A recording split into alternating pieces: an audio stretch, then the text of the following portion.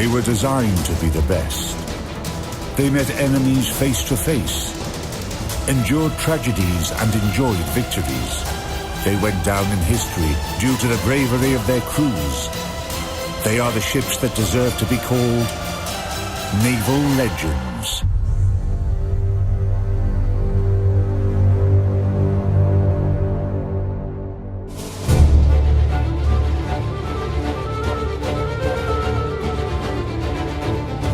In this episode, Cruiser Belfast, the keeper of the Royal Navy's grandeur.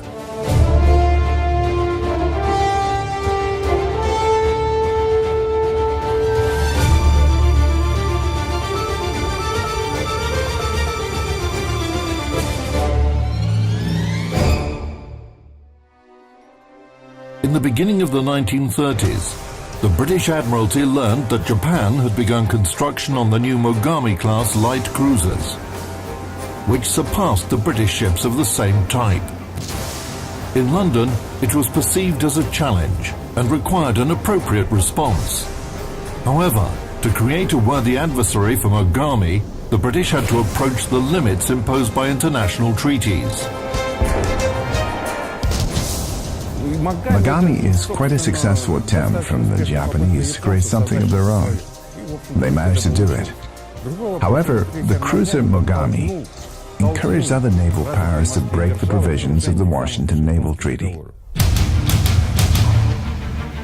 In 1934, British shipyards started the construction of light cruisers, later named the Town class, because all the ships were named after British towns. The further improvement of the project led to the appearance of the two most advanced ships in the class, Belfast and Edinburgh.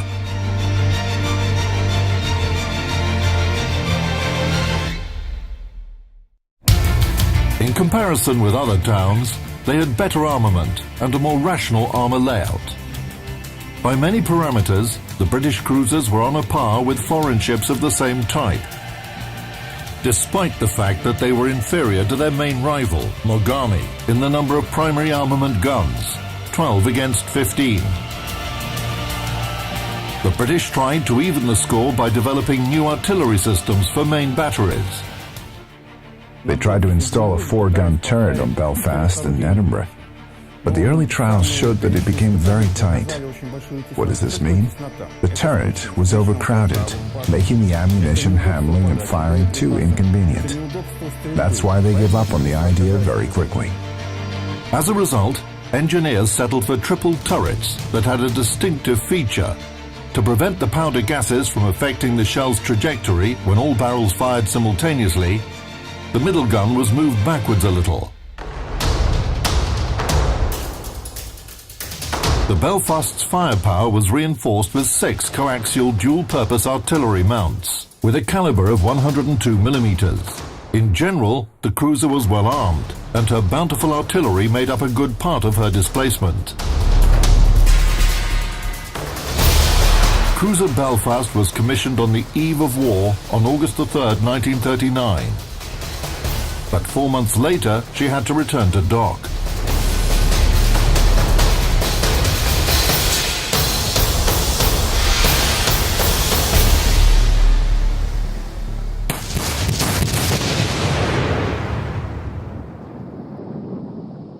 With the outbreak of World War II, Great Britain faced 2 parallel tasks. One of them was habitual, and the British were prepared for it. The second task was uncharacteristic and unusual. Let's start with the latter. It was the underwater war. The British weren't ready for it at all.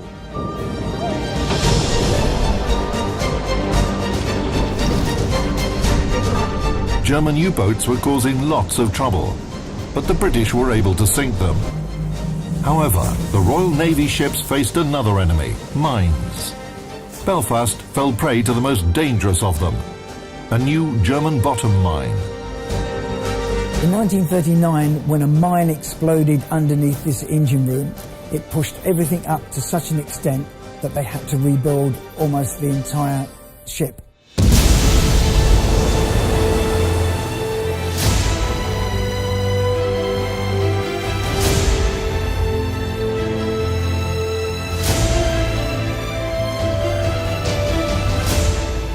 Belfast hit the mine, she not only received a hole in the hull, but she also had her keel broken, and that's a place that is almost impossible to repair. It's a miracle that she remained afloat, and it's a miracle that she could return to her base for repairs.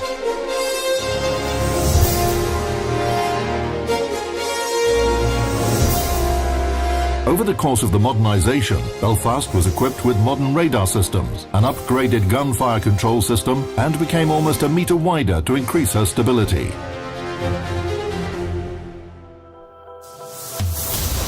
The specifications of cruiser Belfast after the modernization of 1942. Length 187 meters, beam 20.2 meters, draft 7.1 meters. Total displacement 14,900 tons. The power plant included 4 turbo-gear Parsons turbines and 4 Admiralty boilers, and produced 80,000 horsepower. The cruiser's maximum speed reached 31 knots after the modernization. Main belt 114 millimeters, decks from 51 to 76 millimeters, athwartship bulkheads 63 millimeters. Primary armament turrets were protected by armor from 51 to 102 millimeters thick. Armament. Primary armament. 12 152 millimeter Mark 23 guns in 4 turrets. Long-range anti-aircraft artillery. 12 Mark 16 cannons in coaxial mounts, caliber 102 millimeters. Small caliber anti-aircraft artillery. 2 Vickers Mark 6A 8-barrel pom-pom guns, caliber 40 millimeters. 4 single-barrel and 5 coaxial Oerlikon mounts. The cruiser carried 2 triple TR-4 torpedo launchers with a caliber of 533 millimeters. 3 Supermarine Walrus aircraft were on board to carry out reconnaissance and fire adjustment. Cruising range 22,600 kilometers at 12 knots.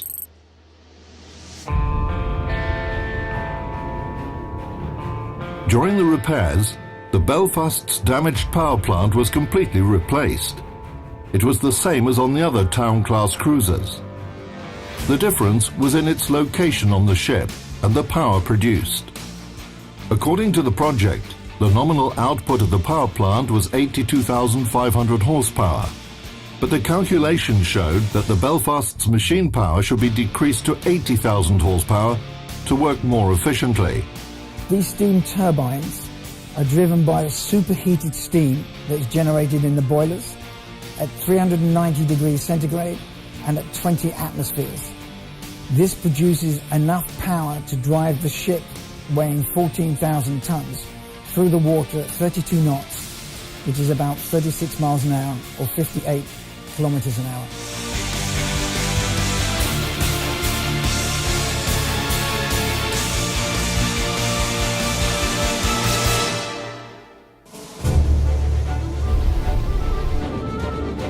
Understanding the threat posed by German U-boats, the British Navy was constantly hunting for them. To oppose enemy submarines, Belfast was equipped with a hydroacoustic system, a load of depth charges, and aircraft. 3 Walrus seaplanes were able to fight submarines, apart from reconnaissance and fire adjustment tasks. They could carry 2 normal or anti-submarine depth charges on each of their wing bomb racks. And it was designed to be catapulted from between the funnels into the air and then go off and do its tasks. Its tasks were primarily reconnaissance and anti-submarine warfare, but it was discovered very early on that actually the aircraft was very useful as a search and rescue aircraft.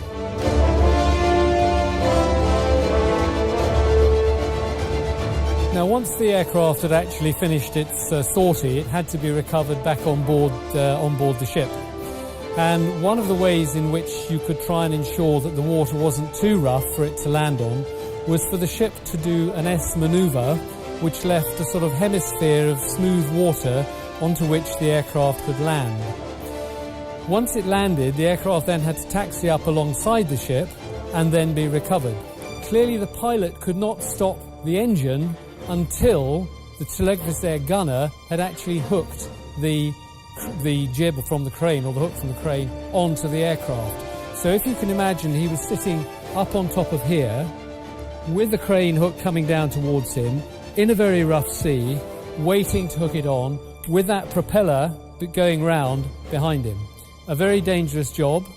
Once it was hooked on, the engine could be switched off and then the aircraft could be craned on board. They wanted to do it as quickly as possible before the slick that they had created had actually dissipated and the water began to get rough again.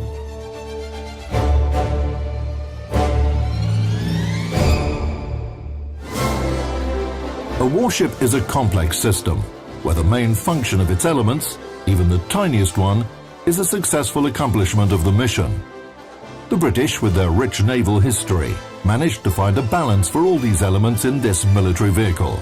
Every detail on a warship, from a gun to a sailor's mug, was designed for victory. When this ship was commissioned in August of 1939, it had a peacetime crew of 761 officers and men.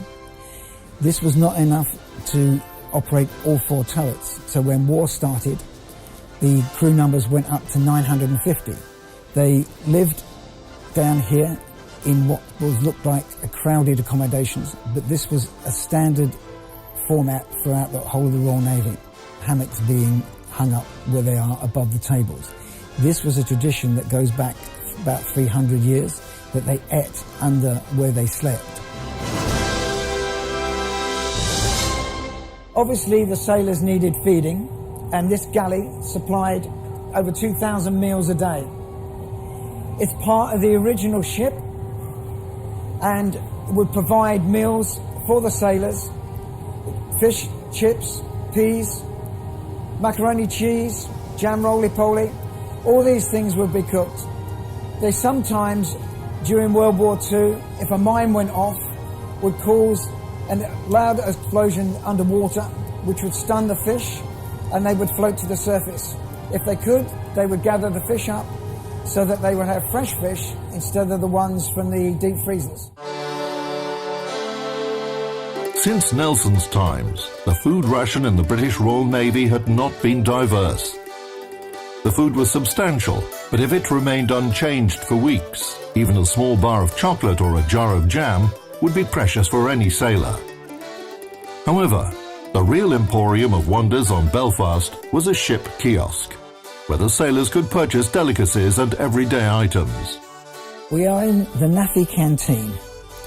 The NAFI is an organisation that was invented or developed in 1921 by a team of volunteers who wanted to help the Navy, the Army and the Air Force get things that they couldn't get on ship normally. So things like beers, sweets, chocolates, medal ribbons, rulers, pencils, postcards, anything that they weren't issued with. And as a consequence, it developed into an institution and became known by all the members of the British Armed Forces as the NAFI, the Navy Army Air Force Institute, which over the years of service on the ship become a great boost to the morale of the sailors.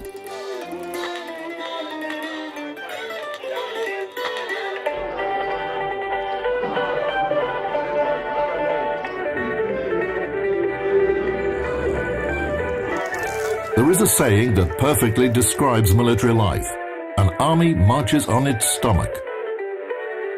This rule was implicitly adhered to in the Royal Navy as well. At action stations, if they knew they were going to have a fight, some of the captains would have the cooks prepare sandwiches so that they could eat where they were at their action stations, whether it was by the guns or in the doctor's surgery.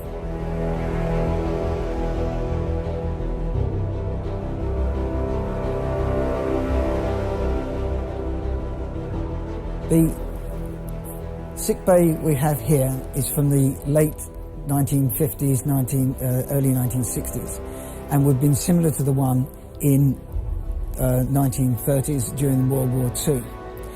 The conditions on the ship in the hospitals would be as modern as they could make it, and the sailors would be better off in here normally than they would be in their own hammocks. In times of war, other parts of the ship, especially the officers' mess, would be cleared of all the furniture, and temporary operating tables like the one you can see behind me would have been established around the ship.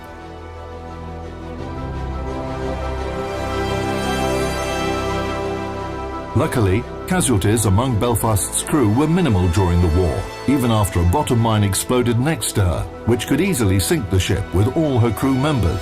Only 21 people were injured, and only one of them died later in hospital. After repairs and modernisation, Belfast became the flagship of the 10th Cruiser Squadron based at Scapa Flow. The main service areas for the ship were the waters of the Norwegian and Barents Seas.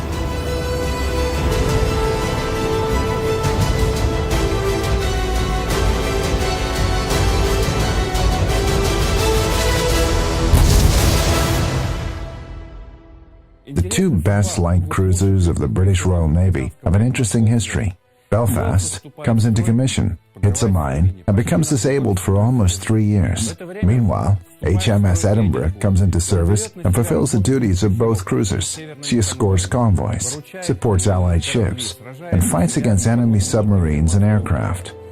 Unfortunately, Edinburgh was sunk with a valuable cargo of gold.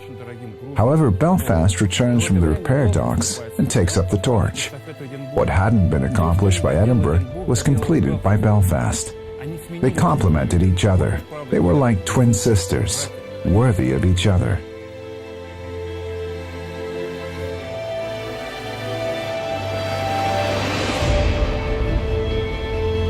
When Belfast came into service, she was assigned the most important task in the Royal Navy, which, by the 20th century, had already been performed for 300 years.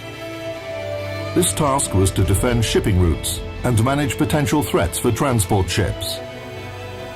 As a true defender of commerce, Belfast escorted Arctic convoys in the USSR and supported vessels carrying priceless cargo. I was born in 1940 during the war, and I always, ever since I was a young person, I always wanted to join the Navy. And I read stories, and when I was young I used to read the stories about the heroism of the Russian convoys and other things on ships. But I'm not sure what they was thinking about on the convoys. And about all they could say was, it was rather rough, it was rather cold, and we survived. But they never said much about it,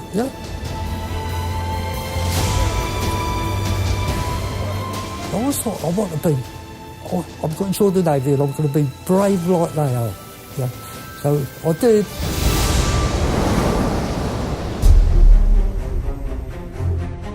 The rich history of sea battles and high qualification of British sailors were key factors for the great performance of the Royal Navy. The British always acted in a reasonable way, following thorough and elaborate plans.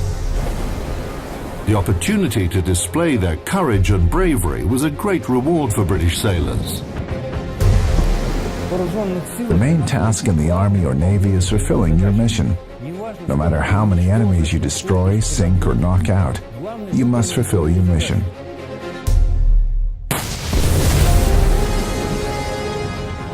If German ships go peacefully by, nobody will attack them. But if they threaten the convoy, the British, despite the tremendous superiority of the Germans, attacked their heavy warships. They did what they had to. The Germans were astonished and forced to retreat. And the British didn't think themselves heroes. They were just doing their duty.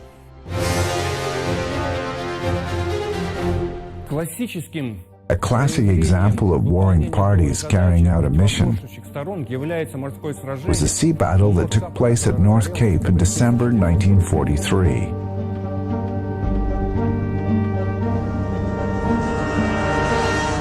The German battleship Scharnhorst, accompanied by 5 destroyers, was tasked with destroying a convoy. That was her mission. The convoy support ships, including cruiser Belfast, were assigned a mission to defend the convoy at any cost. The British attacked the enemy. They didn't pause. They didn't think about how to show their courage or perform heroic acts. They fulfilled their duty. Of course, they knew that the German heavy ship would destroy them, but they had a mission: defend the convoy, and they attacked the enemy and fought. For 8 hours, Belfast and 2 other cruisers were chasing and attacking Scharnhorst, which was superior in terms of armament and armor, until the main sea fleet, with HMS Duke of York, came to their aid. The battle at North Cape and the war for the entire Atlantic Ocean was won by the British. The confrontation between Great Britain and Germany during World War II was severe.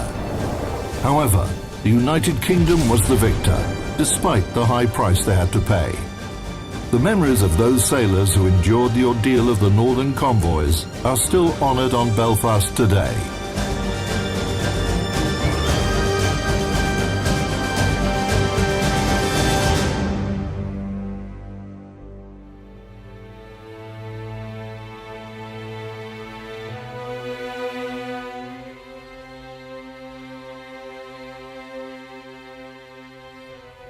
The chapel on the ship was put here in the late 50s and 60s and is still in use. The icon of Admiral Yushakov behind me is the connection between Russia and this ship during World War II and the Arctic convoys. Families who have veterans from the Navy that are dying have their ashes scattered sometimes from the back of the ship, and they're allowed in the chapel so they can sit in peace and remember their loved ones.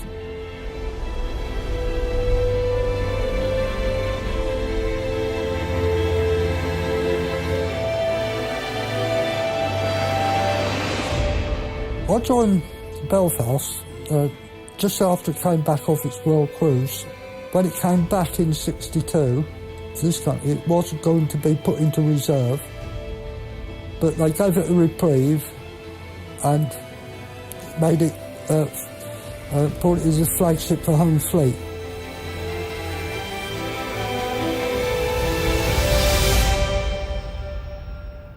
By the early 1970s, Belfast was the only remaining British cruiser that participated in World War II.